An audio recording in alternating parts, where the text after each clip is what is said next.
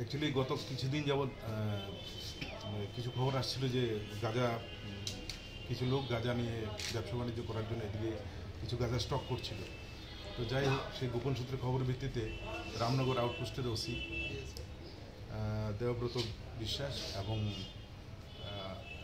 পশ্চিম থানার ওসি পরিতোষ দাস ওনারা একটা টিম তৈরি করে, সেই টিম কালকে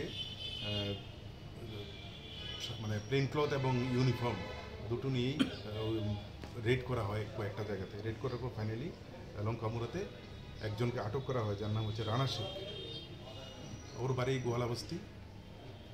তো ওর কাছ থেকে টোটাল 11টি প্যাকেট পাওয়া যায়, প্রতিটা প্যাকেটে 2 কেজি করে, টোটাল 22 কেজি গাঁজা ওর কাছ থেকে উদ্ধার হয়। এবং ওর বাইকটা সঙ্গে ওর মোবাইল ফোন সবগুলি সিজ করা হয়।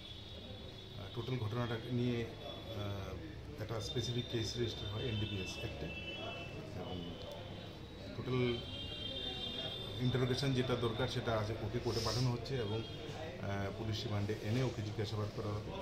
সোর্স অফ এই গাঁজা কোথেকে আসছে এবং কোথায় বিক্রি করে, এবং ইনভেস্টিগেশন যেটা পরবর্তী স্টেপ সেটা।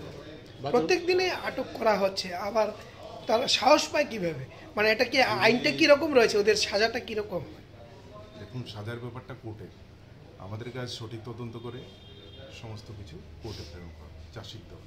আমরা ওই কাজটাই করতে পারি। বাজার মূল্য কত হবে? বাজার মূল্য করবো না, 3 থেকে 4 লাখ টাকা তো হবেই। ও কি ঘর থেকে পাওয়া গেছে? না, ও যখন এটা শিফট করার জন্য আসছিল বাইকে করে তখনই আটকা।